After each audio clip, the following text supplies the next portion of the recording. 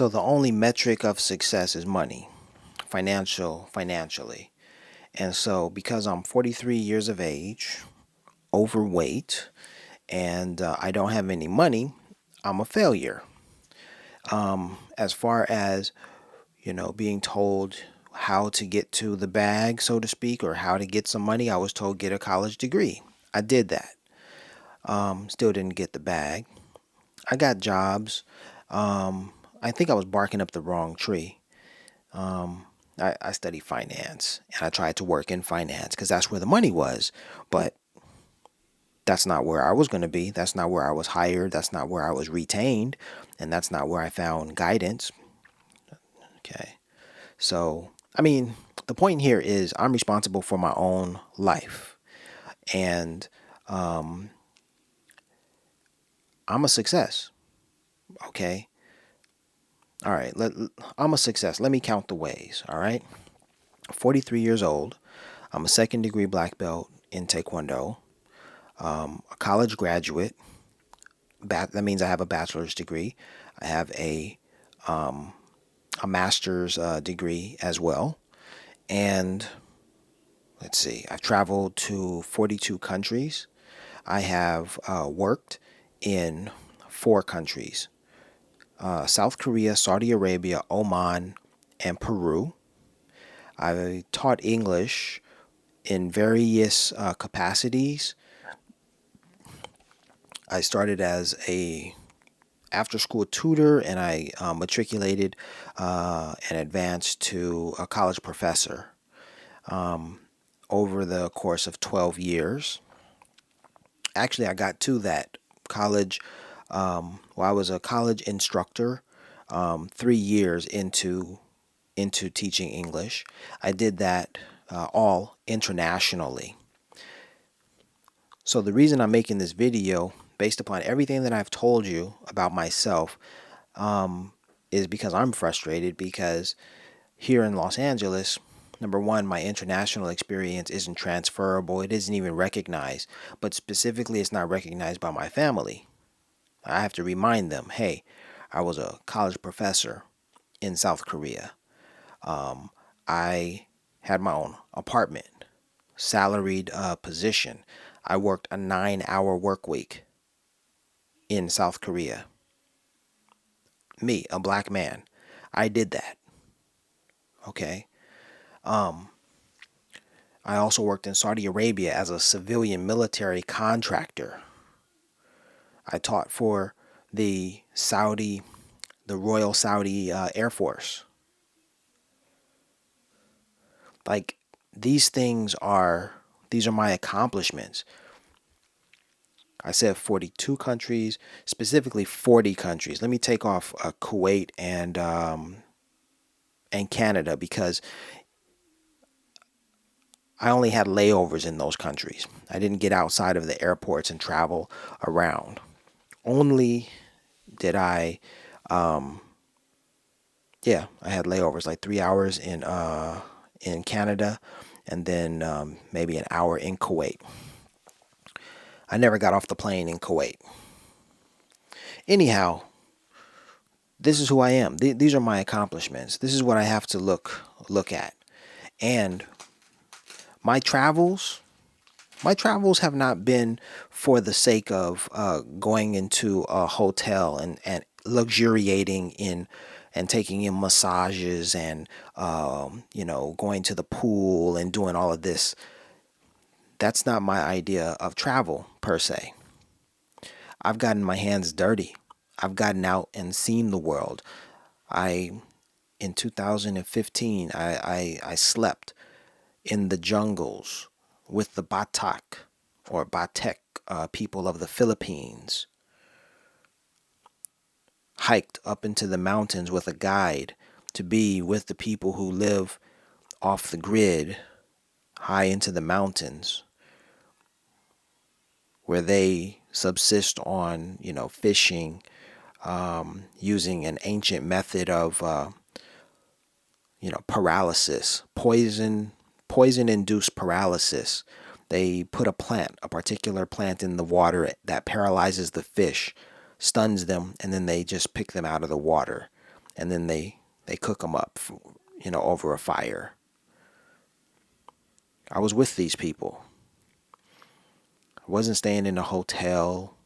I wanted to see the real deal.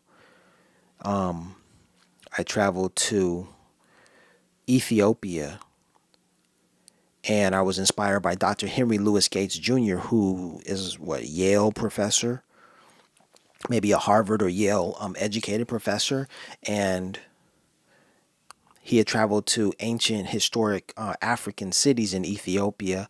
I watched his documentary. I was inspired, intrigued, and I decided that I would go. So, along with a couple other of my colleagues at the time, we boarded planes from Saudi Arabia, where we worked at that time, and we flew to Ethiopia for our vacation. The men the men who this trip, I joined these men on their trip. They were going to Ethiopia. These were white men who had experience with Ethiopia, and I felt kind of ashamed that these white men had more experience in Africa than I had, and they were touting, "Oh, we love the Ethiopian wine and the Ethiopian food," and they could tell me more about this African nation than I could. I had only learned of it through watching documentaries. But I wasn't about luxuriating in hotels and doing all of this stuff. I wanted to get my hands dirty and see things. And I'm not an archaeologist, a historian, a sociologist. I'm none of these things. I'm just a very curious person. And I say, damn National Geographic. I don't need them to tell me about the world. I need to see the world for myself. So when I had the money, I was making buku dollars. Buku is a French word that means a lot. So I had buku dollars. I had a lot. Buku money. I had a lot of money when I worked in Saudi Arabia. So I flew to Ethiopia with my colleagues. But like once I got to Ethiopia with my colleagues, they went off on their own because they had been there before. They had more experience. I went with a tour, and I went to the ancient cities of Aksum, Lalibela, Gondar, Bahirdar, and of course Addis Ababa.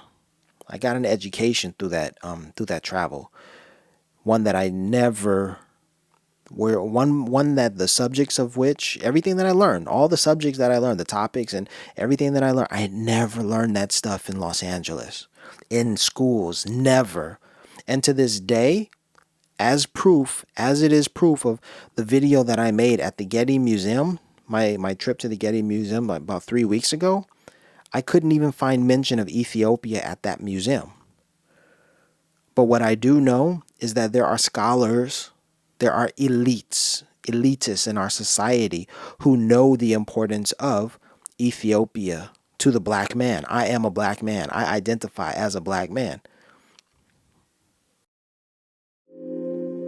109 or 109 is an idea as much as it is a number. I call it 109. To understand 109, it takes a creative mind willing to explore numerology, psychology, history, philosophy, and statistics. iSee109 explores the mysterious interpretations of this number from a myriad of perspectives. I just saw a post on Instagram that touted the removal. There is the slave Bible. And the slave Bible consists of 200 some odd chapters of the King James Bible that actually has over 1,000 chapters or 1,000, something to this effect. I just watched this minutes ago. Let me see if I can find it so I can speak intelligibly. Where was this? I can't find it right now. I was just looking at it. Okay, maybe it was Mr. Imhotep. No. Shaka Bars, maybe. I follow Mr. Imhotep on Instagram. I follow Shaka Bars on Instagram. I saw this information posted about. I saw the information posted about. What was it about? It was about the Bible. It was about the slave Bible and how the slave Bible does not tell the story. Okay, let me give you an example. Exodus. The book of Exodus is about, let my people go, the freeing of the slaves. That whole story, which inspires one to rebel and seek emancipation, manumission from slavery. That whole story is removed from the slave Bible. Why? Because the purpose is to keep people enslaved, in bondage. So I say that to say, in very much the same way, our educational system does not teach us about our emancipation or manumission or freedom. Because if I had learned about Ethiopia early on, I'd have very different ideas about the world. Because I always thought, man, we've never won against these colonizers. That was a running theme throughout my life. It was just shut up and listen to what others have to say because you have no ground to stand on. Well, when you look at Ethiopia, you absolutely have ground to stand on. And Ethiopia is such a unifying force that you've got to go and you've got to look at Ethiopia and say, man, if they could do it, we can do it. That's what the Jamaican Rastafarian movement is about. They saw a black man in power. They saw a black nation stand up for itself and defeat a colonizing force, a colonizing army, when all other nations had fallen to them. They saw hope. And so when I got the chance to go to Ethiopia and then I got an education. I got an education, one that I would not have received otherwise. No one would have told me this information. And so it's important. That was important. So my travels were important, but like I'm going back to it. I wasn't luxuriating. I was getting out there, being with the people, learning history, right? I could have gone to Ethiopia and gone on like wine tours and, stayed in, they do have some beautiful 5-star hotels, luxuriated and, done all of this stuff. But that wasn't my purpose. My purpose was to learn, was to educate myself because I knew the value of travel. So damn the fact, okay, I might travel to this country, I might get this education, but it may not lead to a job. Damn that. I'm not looking to be employed by one of these colonizers. I'm not looking to make someone else rich. I'm looking to enrich my life, to become smarter and stronger and wiser. Because the whole idea, the whole notion that if you have a bachelor's degree that somehow you will be, successful, that's out the window. Because that didn't happen for me.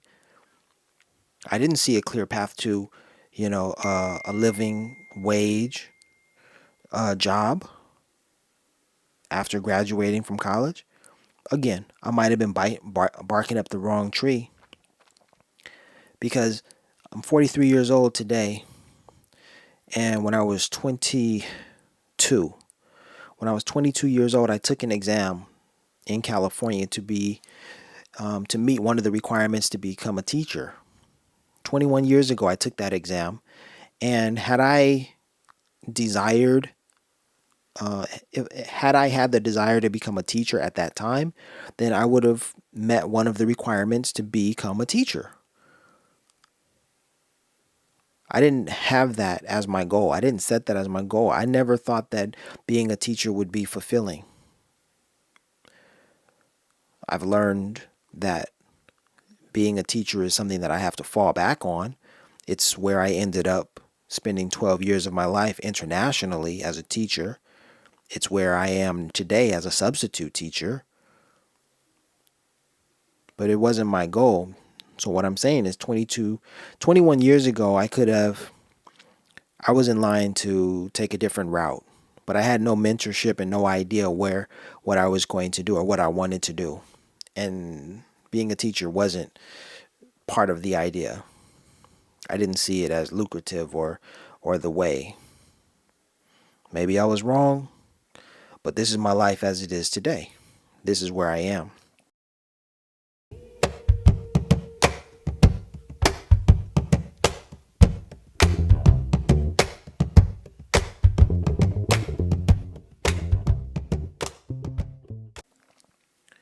So I didn't luxuriate when I traveled. The Philippines, Ethiopia, Tanzania. I stayed in a decent hotel right there on the beach, but um, yeah, I sought out the historic sites. I sought out learning about the history, which was important, valuable, and I was certainly interested in it. I learned about the Arab slave trade. In America, we always hear about the transatlantic slave trade, but I went to East Africa, Tanzania, and I went to Zanzibar, Stone Town. I was inspired by Anthony Bourdain, his example, because I didn't want a white person to tell me what life was like. I didn't want to see the world through Anthony Bourdain's eyes. I saw that he could travel the world, so I sought to travel the world so that I could make my own, I could tell my own story, make my own judgments. I traveled to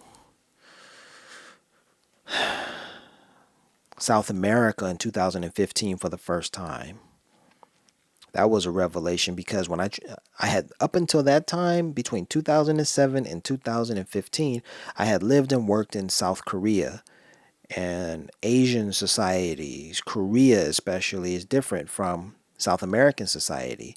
You know, PDA, public displays of affection in South America, in Latin American countries is very, acceptable. There's a lot of passion, love, PDA, you see people petting, kissing, hugging, and all of this in those countries. Whereas in Korea, that was very minimal. Didn't see all of that kind of stuff. So when I got to South America, I was it was kind of a culture shock. It was a it was an excellent culture shock because all of the Latinas brought me in. Oh, you're my teacher. Come here. I'll give you a hug and dos besos, two kisses on your cheek, warm, friendly. Wow, that was something new and different for me. In Korea, everything was very standoffish. You just bowed to someone, no shaking hands, no hugs, none of this.